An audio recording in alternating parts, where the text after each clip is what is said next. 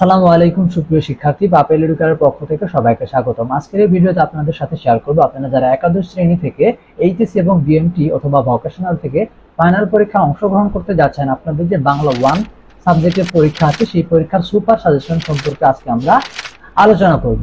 তো এখানে আপনাদের যে বাংলা 1 সাবজেক্টটা, সেই সাবজেক্টটা সৃজনশীল আকারে প্রশ্ন হয়ে থাকে। তো সৃজনশীলের ভিত্তিতে কিন্তু আমরা এখানে আপনাদের জন্য প্রশ্নটা সাজিয়েছি। তো প্রশ্নটি বা আপনার সাজেশনটি দেখানোর আগে একটা কথা বলে নিতে চাই যে আপনাদের সৃজনশীল কিন্তু কখনোই হুবহু কমন আসে না।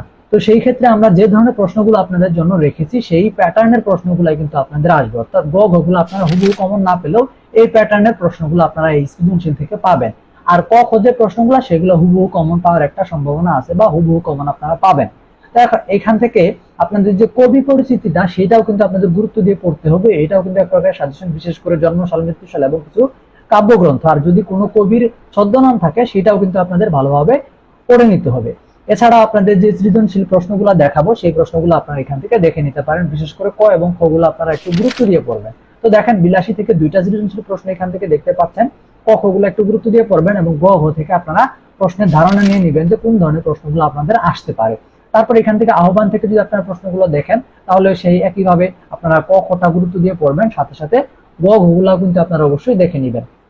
এরপর যদি দেখেন 2 নং প্রশ্ন থেকে আপনাদের যে প্রশ্নগুলো আছে সেই প্রশ্নগুলো হচ্ছে এরকম। ক নাম্বার প্রশ্ন হচ্ছে গল্পটির কোন উপন্যাস থেকে নেওয়া হয়েছে। যে গল্পটা এখানে আছে সেই গল্পটা কোন উপন্যাস থেকে নেওয়া হয়েছে এই উদ্দীপকটা পড়ে কিন্তু আপনাদের বুঝতে হবে এবং অ্যান্সারটা করতে হবে। তারপর আপনাদের লক্ষ্য করতে হবে খ নাম্বার প্রশ্নটা যেভাবে আছে সেটার অ্যান্সার শিখে নেবেন। তারপর গ ঘ প্রশ্নের ধারণা আপনারা এখান থেকে নিয়ে নেবেন। তারপর যদি লক্ষ্য করেন এখান থেকে 3 নাম্বার প্রশ্ন দেওয়া আছে, সেটাও কিন্তু আপনারা এখান থেকে দেখে নিতে পারবেন। তারপর এখান থেকে আমার পদ থেকে আপনাদের যে প্রশ্নগুলো আছে বা সৃজনশীল প্রশ্নটা রাখা হয়েছে সেটা কিন্তু আপনারা স্ক্রিনে দেখতে পাচ্ছেন। এইখান থেকে আপনারা বিশেষ করে কাজী নজরুল ইসলাম এবং রবীন্দ্রনাথ ঠাকুরের যে কবি পরিচিতিটা সেটা কিন্তু আপনাদের একটু বিশেষ গুরুত্ব দিয়ে পড়তে হবে। তারপর এখান থেকে ক খ প্রশ্নগুলা, সাথে সাথে গ ঘ প্রশ্নের জন্য যে আপনাদের ধারণাটা সেটা এখান থেকে নিতে পারবেন। তো এই টাইপের প্রশ্নগুলো আপনাদের মূলত আসবে। তো এখান থেকে যদি আপনারা এই সৃজনশীলটা যদি বা এই যে সাজেশনটা এটা যদি সম্পূর্ণ কমপ্লিট করতে পারেন তাহলে কিন্তু এখান থেকে আপনারা অনেকগুলো প্রশ্ন আপনাদের পরীক্ষার জন্য কমন পাবেন। তো এরকম ভাবে হচ্ছে আপনাদের যে প্রশ্নটা আছে রেইনকোট থেকে যে প্রশ্নগুলো সেইগুলো এখান থেকে দেখে নেবেন। তারপর সোনারতরী থেকেও যে প্রশ্নগুলো আছে, সোনারতরী বিশেষ করে আমি বলছিলাম যে রবীন্দ্রনাথ ঠাকুর এবং কাজী নজরুল ইসলামের কবি পরিচিতিটা আপনাদের জন্য বেশি গুরুত্বপূর্ণ হবে।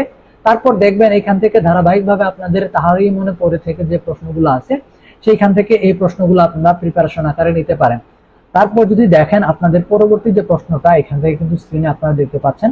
তারপর পদ্মা থেকে যে প্রশ্নটা আপনাদের জন্য আছে সেটা হচ্ছে এরকম উদ্দীপক সহ প্রশ্নগুলো আপনাদের অবশ্যই আছে সবগুলো।